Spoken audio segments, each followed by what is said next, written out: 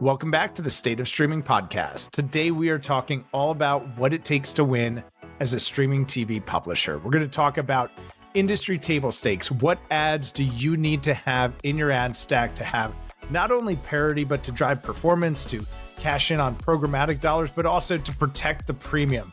How do you defend the direct sales opportunities, the biggest opportunities within your platform? Today will be a conversation about that. We'll also talk about what's trending. What do you got to keep an eye out for in 2026? We're going to talk a lot about different types of ads and go-to-market today. So if those are blind spots for you, if those are things that you're thinking about, want to be better at in 2026, this is the conversation for you. Enjoy.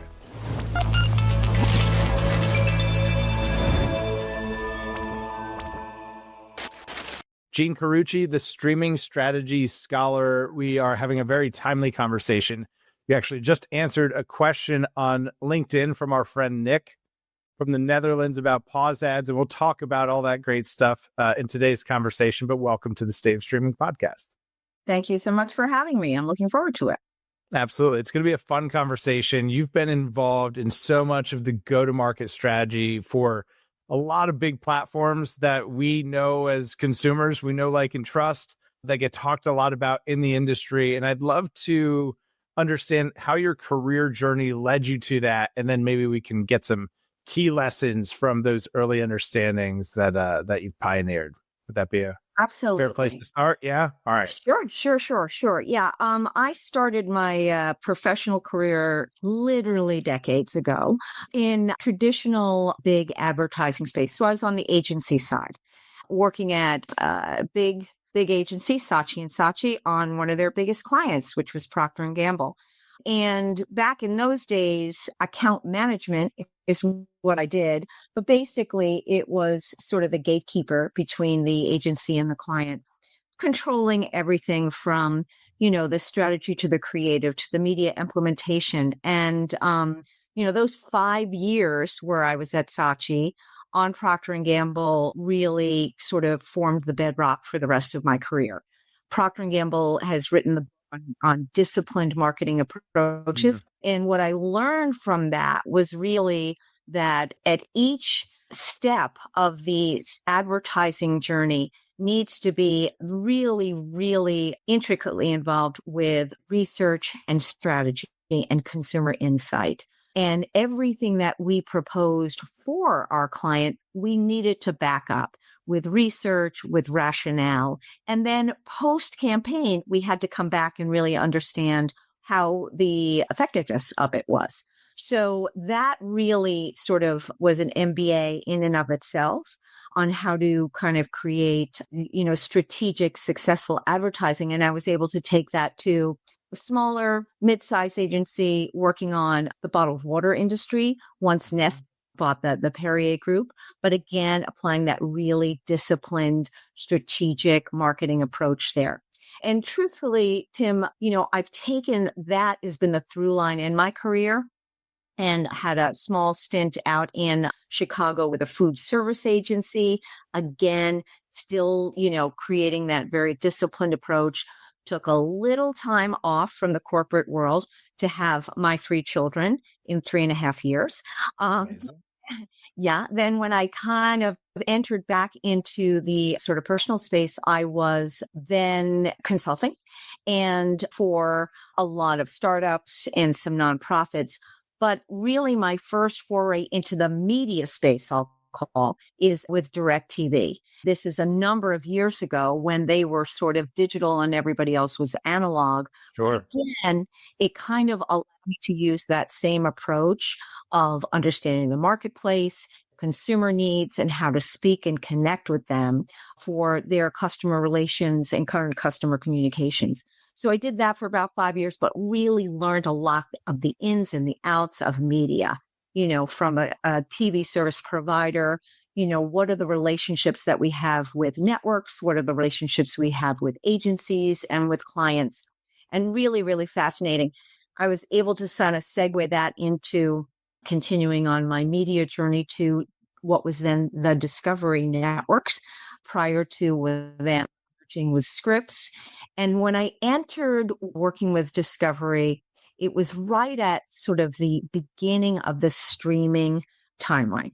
So they were introducing what they called their Go apps, but they were TV Everywhere apps, which is basically authenticated apps through the cable service providers. It allowed us as a network to have a much deeper library of on-demand content that we could sell to a whole new audience.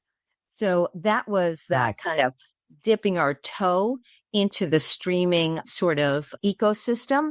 And the opportunity for me at the company was to really educate all of our traditional linear salespeople into what streaming was, what were the benefits, right? So to be honest, that was for me, had to learn it myself as well. And so that's when I really started to do these deep dives into the streaming marketplace. How were we taking all of the capabilities from the .coms that we had and even social and transferring that into the large living room experience, right? We need to know that there was a new kind of streaming viewer who wanted to watch what they wanted, when they want, wherever they wanted. So it was a much more sort of self-selecting audience that allow us to create a higher CPM, right? Because they're much more desirable. They're seeking you out. They're not passive, they're active. And that actually led us into, well, what else can we do with regards to ad products, which was another thing we could look at. Do we own this content? Can we sell exclusivity to somebody? So that was really kind of the beginning of the journey for streaming for me and for Discovery. We were able to create some really wonderful packages and sponsorships, not only for the 8 Discovery brands, but then almost, double that when we merged with Scripps and incorporated HGTV and Food Network. Wow. So it was really, really a great time. But then, just as soon as you get that sort of under your belt, we started introducing direct to consumer apps. So I'm talking about 2019. When the actual, sort of streaming ecosystem exploded, right? So that's when you saw Disney Plus came out, right? Apple TV Plus, Peacock was introduced. There was CBS All Access that became Paramount Plus. From a Discovery standpoint, we introduced Discovery Plus, a lot of pluses here. But then HBO Max, right? So literally every media company was creating their own direct-to-consumer app. So I was able to take all of that knowledge from the TV Everywhere apps and apply it to Discovery Plus, but then go deeper and further because there was some exclusive content there. But really what I learned through all of this is it changes so quickly that unless you stay on top of all of this, you're going to be behind the 8 ball. And so it is a little sort of overwhelming for companies and for clients to understand the capabilities. So that's really when I thought, this is where I'm sort of going to shine. I'm going to continue to study the marketplace proactively. Quite frankly, I did it. It was self-promoting, right? I need to say, hey, you're looking for your expert. It's me. And I was able to impart that wisdom to our salespeople because the objective there was in a confusing marketplace. I wanted them to be seen as subject matter experts on streaming. So was able to do a great job with Discovery Plus. All of that wonderful stuff that we created was applied to HBO Max. But as want will have in the media world, a lot of different mergers went by the wayside. Layoffs happened, mergers. So decided to hang up my own shingle after that 8-year stint for Carucci Consultants and really just help other platforms and media companies do what I did at Discovery and Warner Brothers Discovery, right? Which is basically really understand the marketplace, create a powerful go-to-market narrative that is distinctive, that is easy to understand, not only for the viewer, but for the advertiser, and most importantly, for our salespeople to be able to tell that story in the marketplace. So that's sort of where I got to, and I'm helping do that now. Created my own Substack article, creating my own brand, the Streaming Strategy Scholar.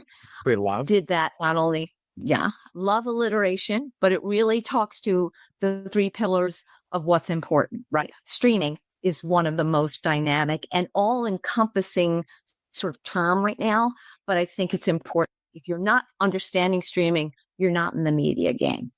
But the second one, strategy, it's all rooted in strategy, right? You got to understand the marketplace. You got to understand what your end objective is and create a strategy to get there. And Scholar, quite frankly, it changes so often. It's a continual learning process.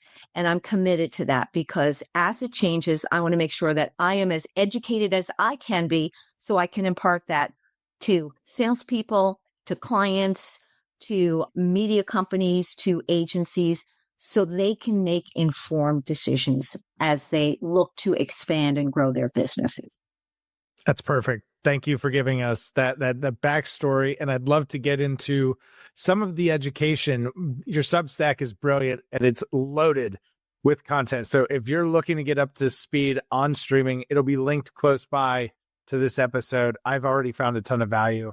I'd like to spend a little bit of time on the challenge of educating sales teams, because I think that that's something everyone can relate to, and especially shifting the narrative from a linear traditional story to this merger of digital and television and targeting and measurement.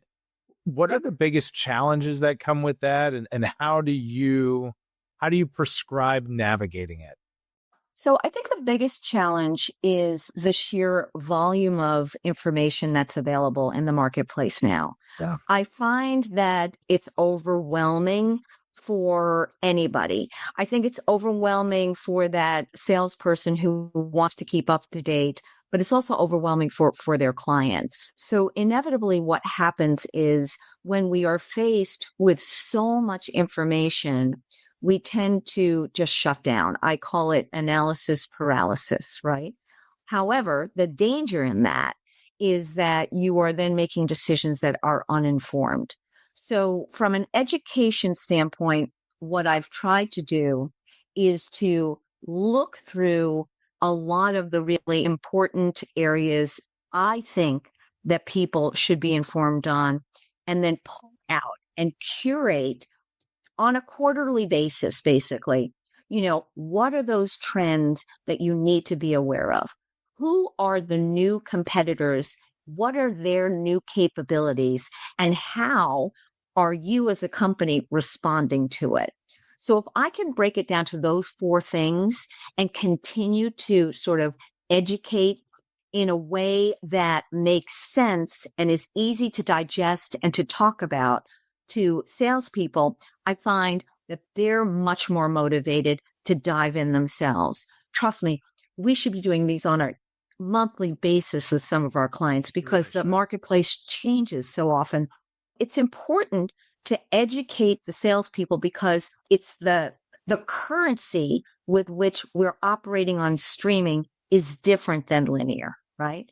So gone are the GRPs, right? Mm-hmm. One thing I don't read anymore, Tim, is ratings, because quite frankly, it doesn't matter in streaming, right?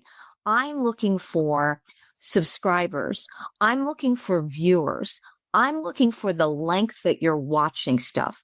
I'm looking forward to measuring engagement because it's such a lean in experience there. And if we can start shifting the paradigm for salespeople and clients to sort of evaluate campaigns on a different way, I think that we're heading in the right direction, right? The problem is we're using these legacy sort of metrics in a whole new sort of system, and it's not matching up. So we're piecemealing it, right? We're grabbing a stat from here and there. So, from a education standpoint, I think it's about consistency. I think it's about pulling out what's really, really important and putting context for salespeople to feel empowered to go to the market and say, hey, Here's what's important for you to understand. It's a very fragmented marketplace. Here's how we're solving that, right? Understand the problem and then dig in deep to figure out how you solve it for your clients. So I think that after years of doing this, I can tell you is really, really important to do. And it's that I think you should do on a continual basis. More often than not, what happens is it's a one and done. Well, we did that marketplace overview. We're good, right? We're good. I'm Never telling you, again. I have been on the road giving these presentations, and I distinctly remember being in LA once for about 5 days and having to change the presentation 3 times because three new services were being launched, or there were new mergers and capabilities in the marketplace. And I wanted to be able to kind of give them the heads up. And we may not have a response to that, but at least they need to be informed about it. I think since we started the episode that Apple has now dropped the plus. I think it's just Apple TV. I think they've dropped the plus. So exactly to your point, everything's always changing and it's almost impossible to keep up. But if we focus on some core fundamental block and tackle, here's how we're going to approach rapid change versus here's how we're going to keep up with rapid change. Very, very different approaches, very different mindsets. Thank you for that. I try to inform salespeople and clients so they can be responsive versus reactive.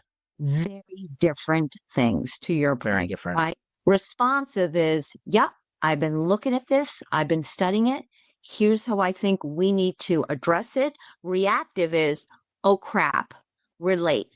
Get this out in market. Right? Very different. Out. That's so true. Exactly. That's so true. Yep.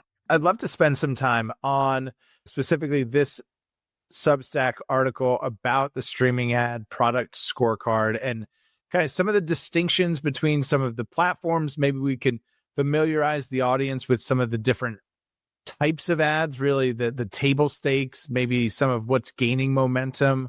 Could you take us through the ad scorecard? What is it? What should we take away from it? And then maybe we can unpack some of those trends. Sure. It kind of came out, again, self-preservation here. When we were launching Discovery Plus, I really wanted to understand, well, what's everybody else doing in the marketplace, right? Yeah. So I came up with that grid that you saw on Substack that kind of really lists the capabilities and then seeing who offers it and who doesn't. Now, got to be honest, we have cute names for a lot of these capabilities, but in essence, they all do the kind of same thing here, right? So you'll see here that we have solo ads, right? That means I'm sponsoring one sponsor for a whole show, right? Ad free. We used to call those binge ads, right? And who offers it? So really, I wanted to understand who does what. How can we make sure that we're offering it as well?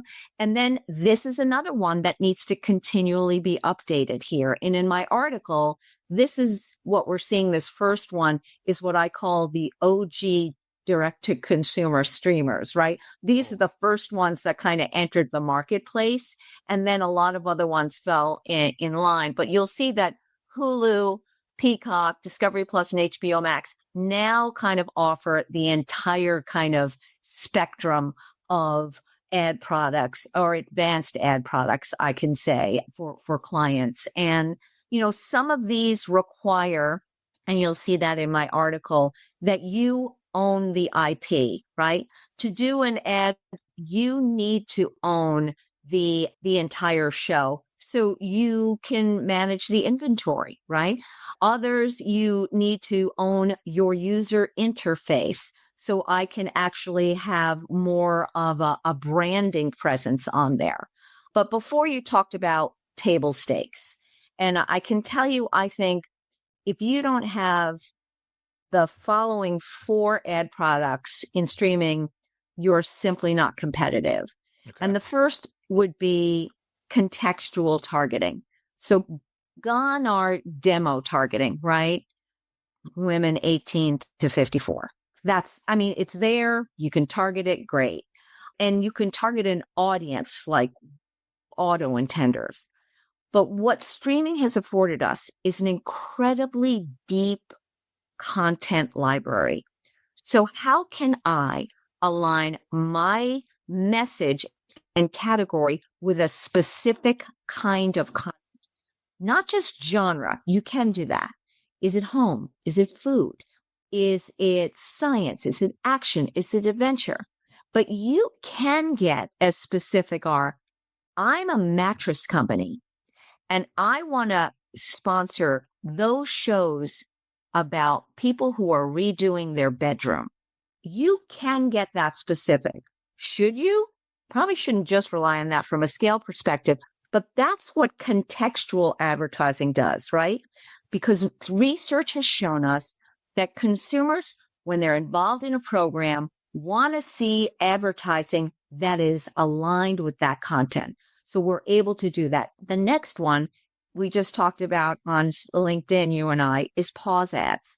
Now, pause ads, I love, love, love, because they're this unexpected little from an advertiser or publisher standpoint, it's fantastic because it is incremental. It doesn't eat into my ad pod at all, right? It's a user-generated experience where I pause for whatever reason, but it's a lovely sort of billboard that comes up that could make sense to the act of taking a break, pausing, stopping, and then aligning your message with it. It can be interactive with a QR code. Again, it's an extension to the campaign. It really, really rounds it out. It's a big part of how people interact with streaming. They watch for a long time. They need to pause and take a break. Take advantage of that. The third one are interactive ads. Those are those ads that come up in the mid-roll, but allow us to interact with our remote. We can answer a quiz. We can take a trivia. We can scroll through different kinds of products or services. I can find my local retailer, right? These allow us to really put the connected in connected TV. I think if you don't have interactive ads, you're simply not competitive.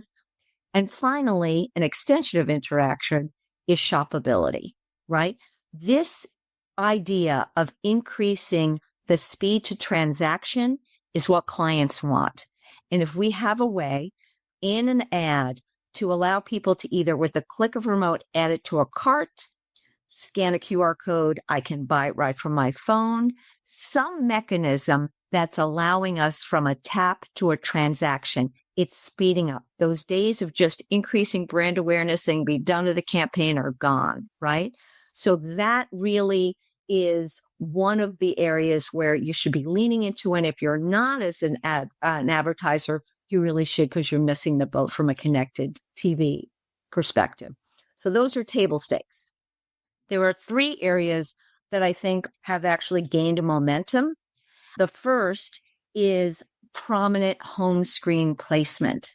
So when you enter into your streaming device, the first thing you see is that's a billboard, right? Speaking to an outdoor guy. That's what you see. And is there an opportunity that you can sell that space that's relevant, right? So if you're a sports streamer, perhaps what you have on there, people are here to watch the big game. Think of Dick's Sporting Goods. I can buy a jersey or a shirt, right?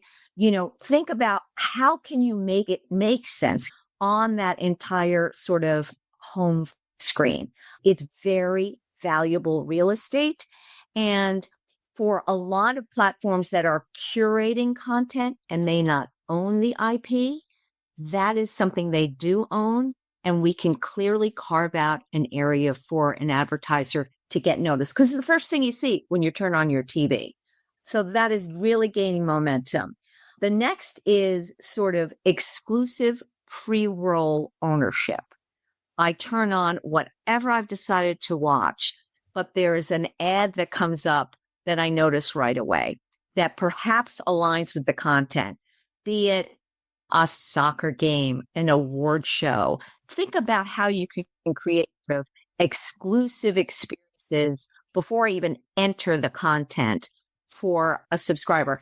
And I think this works well on an on-demand experience or a live experience, right? So take 15 seconds before I jump into that game to kind of have an opportunity to say, this moment brought to you by blah, blah, blah.